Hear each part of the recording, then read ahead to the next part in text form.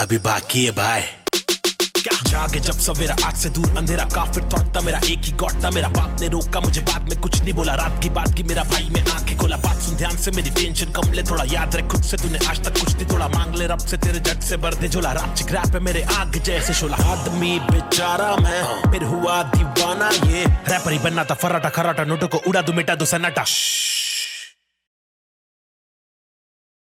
The online gaming market in India will be worth $1 billion. Pubg has been banned in India is deemed as a $2 billion industry when it comes to online gaming. Pubg Mobile really set precedent and got more than 100 million people to know what the world of esports was.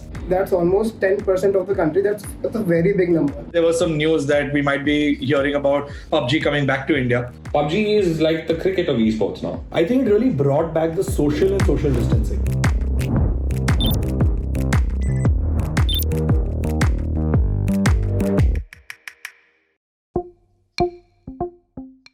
Do you see the difference in quality between these two games? Among Us and Pubg? Have you been seeing tons and tons of memes around these baby astronauts? Think about it. Why would a bunch of baby astronauts with barely decent graphics and a simple gameplay make it one of the most played games in the world?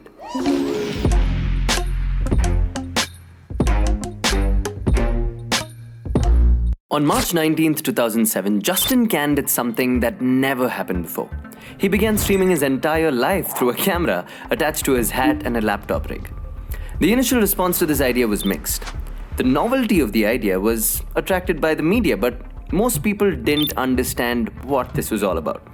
But soon it became very evident that the maximum engagement that he saw was when he was playing video games.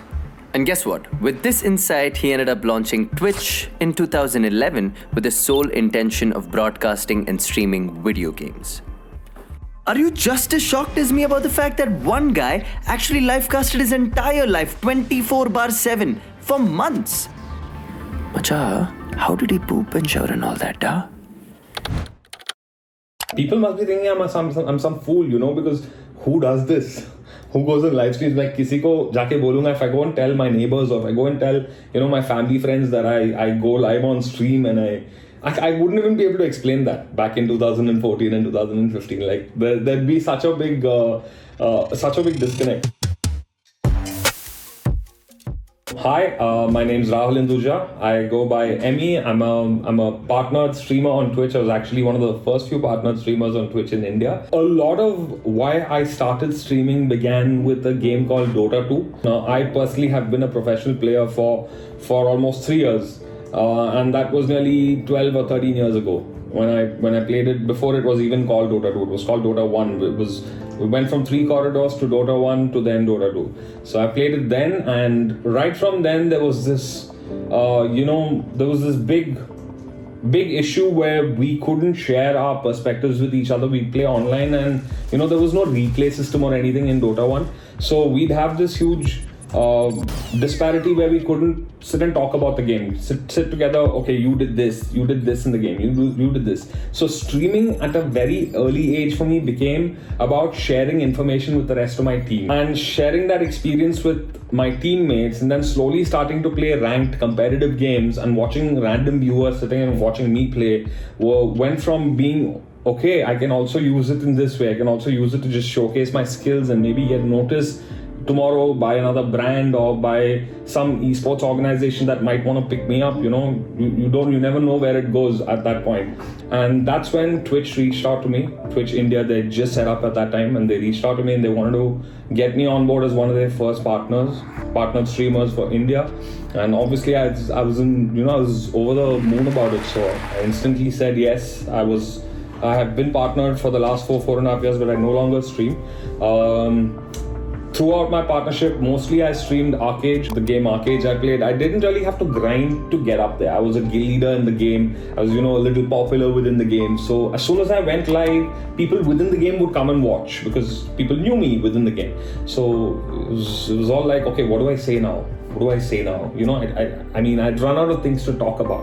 But slowly and surely that started evolving to a point where I'd find new and innovative ways to keep the stream entertaining. I would go on Discord, not Discord. Back then we'd have TeamSpeak.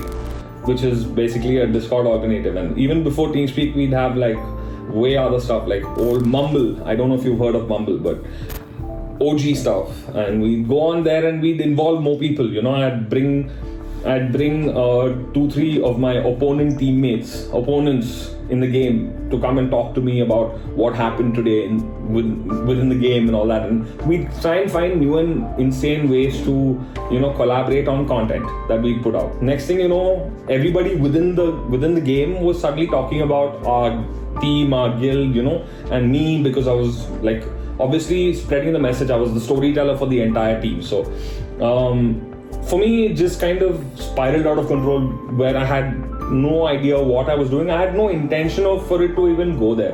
For me, it was a means to just chill, hang out with my friends, with my teammates, you know, let my teammates see my screen and for us all to talk about it. And then I moved on to streaming Overwatch. Overwatch was a game that launched in 2017. I ended up playing at the World Cup for the Indian team last year in 2019. But prior to that, almost a year and a half, I streamed Overwatch also very, very actively.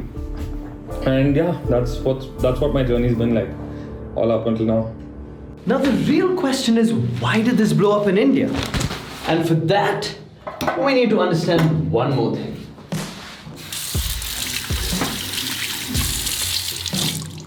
Esports. And I sat down with a couple of my friends from the gaming industry in India, and this is what they had to say. Sports is an ecosystem where people play games and it's a competitive sport. You win prize pool. Then there's an ecosystem of live streamers where all these live streaming platforms have come up.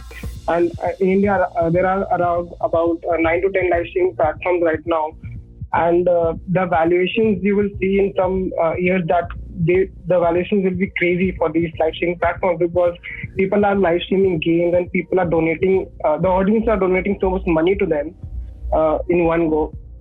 You won't believe, like literally every streamer that is 2 million, 3 million plus that is working with us, they earn around 10 to 15,000 in every stream from donations. And this is the kind of craziness the fans have to, be a part of, comment something about the streamer to get noticed. So when the lockdown happened, everyone was indoors, right? People were off from school, from colleges, from work. They suddenly had more time on their hands than they ever did before. And the best way to connect at that point was through video games. So we saw such a huge spike in the user base, in the amount of time spent in the game, in the amount of money that people spent on the game. So their user retention rates, their daily active users, all of these spiked. And PUBG Mobile was a very important reason. And during that time also we were having the PMPL scrims, then we went on to have the entire PMPL and then the World League. So all those factors put together gave all the viewers and the audience an activity to do. Here they were not only spending time playing the game, they were evolving from playing the game to consuming content around it, to watching tutorials, to seeing all pro players compete, and also to consume a lot of content, whether it was entertaining or informational. So it put them into this habit, and then you had the entire esports ecosystem layered on top of it, where they could watch their favorite content creators as well as players compete at a stage for lakhs of prize money and hundreds of thousands of dollars.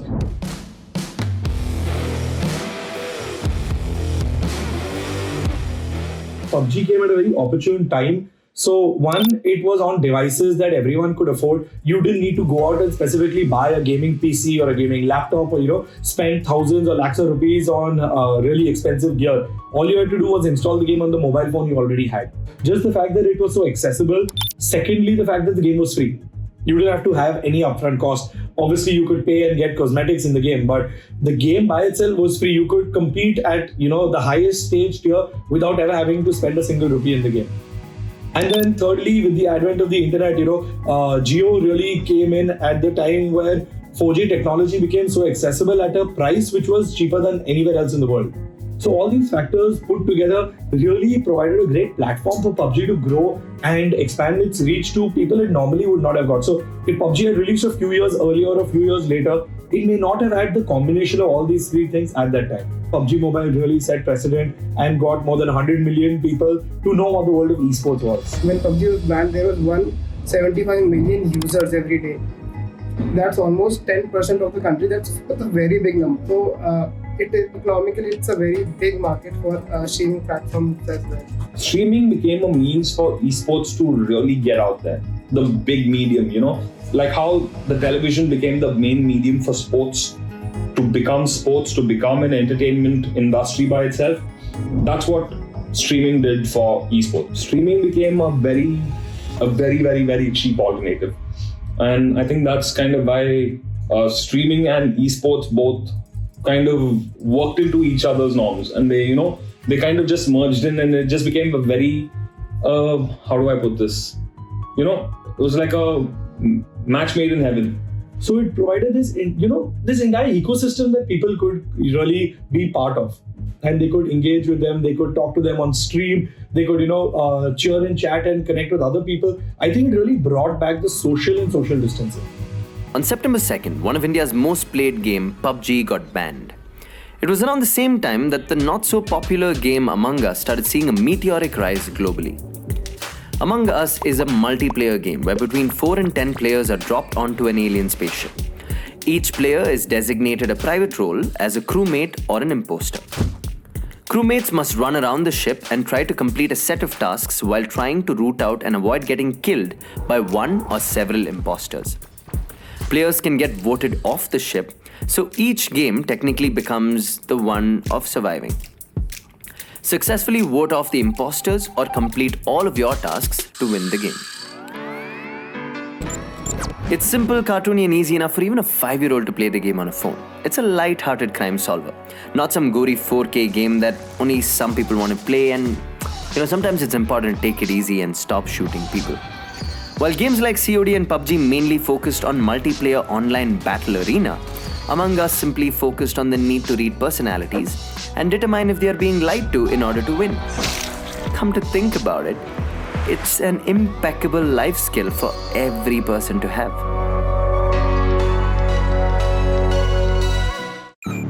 Hi, my name is Karthik. I like Among Us because it connects people to a different level. You just ask them, shall we play? And they're all in every time. Only way to get all of my friends online at the same time. With Among Us, you don't have to have those gamer skills. You can just use your intelligence and have fun with it. And occasionally betray and murder people. It's really fun to sabotage and kill people. I get to kill my friends. You can't predict who's going to win or who's the imposter or anything uncertain. But at the same time, it's terribly hard to make it seem like you're totally sus. And figuring out each other's telltale signs as an imposter is one of the best parts of playing that game. So after a long day of being quiet and working, I get to scream and yell and kill people and get better at lying. So that's a lot of fun. Just blaming each other left and right. It's also thrilling. There's a lot of strategies, loopholes, arguments, and the detective work is something that I love the most. I think that's the only game where my lying skills are appreciated. You want to keep playing it again and again until you become the imposter and get to kill all your friends around and eventually win. So that is a really satisfying feeling which you get eventually. Because it's a game that not only allows you to interact and play with your friends despite the whole distance that we're facing right now, but at the same time it makes it feel like we're all right next to each other. The giggling, the sneaky planning, the laughing. Just great to act all innocent and then blame everybody else.